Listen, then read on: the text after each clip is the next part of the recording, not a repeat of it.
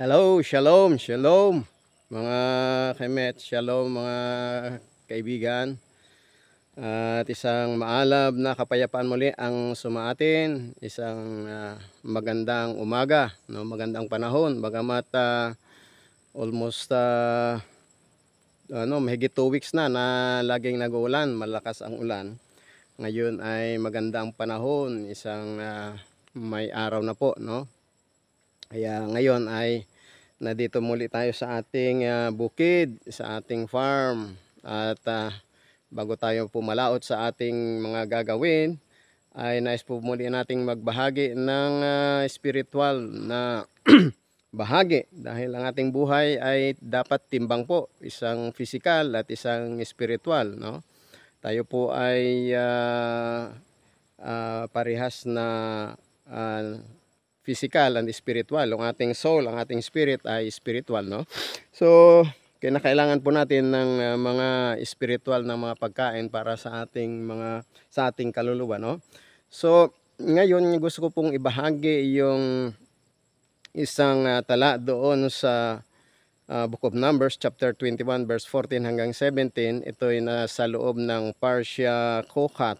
Ang ibig sabihin ay ordinance, referring to the ordinances of God, but particularly in that portion is the ordinance concerning the parahaduma or the red heifer. Hindi natin paliwanag yung red heifer. Ang ating gustong i-share dito doon sa loob ng parsyang ito ay yung nauukol po doon sa miracles, no? Sa himala doon sa Arnon, no? Actually, that miracle was hidden from the Israelites at that time.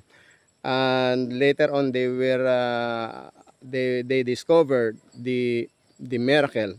So ano po yung miracles po doon, no? Kasi itong Arnon, yung Arnon po ay isa pong valley, no? Na ito'y nasa pagitan ng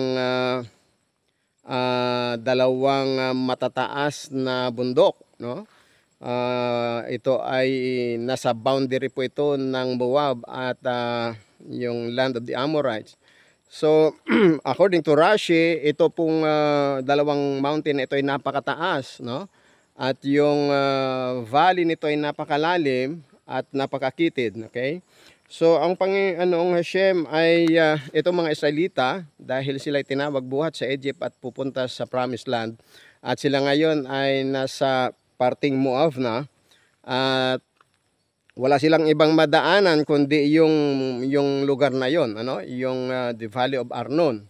And now itong mga Moabites at mga Amorites ay nais silang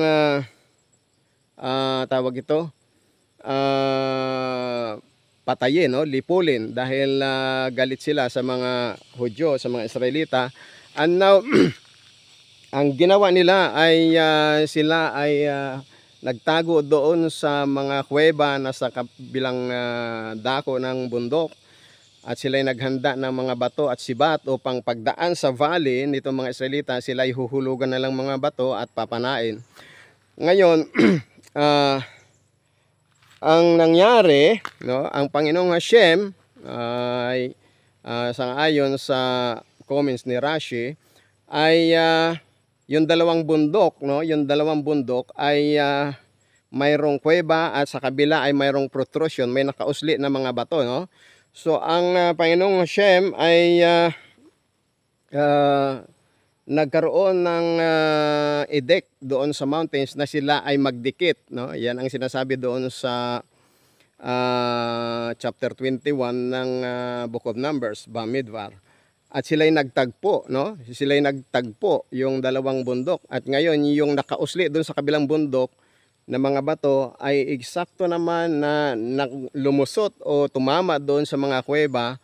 At ngayon nga ay yung mga nagbabalak ng masama sa mga Israelita ay sila ay nangaipit, nangamatay doon sa bundok. At ngayon, ang mga Israelita ngayon ay dahil yun ay nagtagpo, hindi nakita nila yung valley. So sila ay dumaan sa ibabaw ng bundok. At pagkatapos diyan, no, nagkaroon ng matinding tubig, no, nagkaroon ng baha. At yan din ay nakasaad yan doon, no, sa Parsha Kohat chapter 21.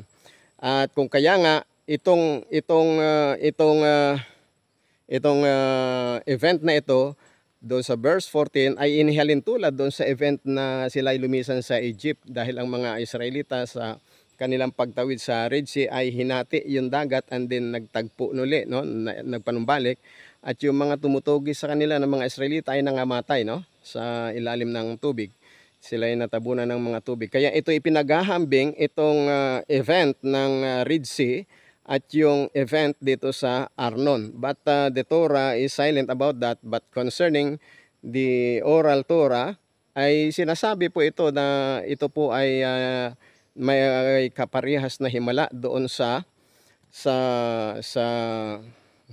tawag po ito, sa Red Sea, and then dito sa Valley of Arnon. Kaya nga doon sa verse na ito, 16-17, ay sinambit dito yung well, yung tubig, no? Mayroon tubig, no? Kaya sang-ayon kay Isfor, no, nagkaroon ng matinding tubig, no? At dahil doon yung mga nangamatay na mga kalaban ng mga Israelita, kung makalaban sa kanila, ay nangamatay at sila inanod, no? Inanod doon sa balon na yan o sa valley na yan, no? So nagkaroon ng matinding tubig doon, but in the place of the camp of the Israelites there was no water. So therefore ito ay isang himala, no? Actually hidden miracle. It was only noticed by the Israelites, the Jews, that the miracles of God happened after the event that there was water. At yung bundok na yan ay after they cross over that place, ay yung bundok ay bumalik sa dating place. So naging valley ulit sila yung dalawang bundok. Nagkaroon ng valley between the two mountains. Kaya nga nakita nila yung event na ito after they cross over that place, the place of Arnon, the Valley of Arnon. So, yan po lamang po ang ating may bahagi ngayon. May Hashem, may God bless us all. Shalom, shalom.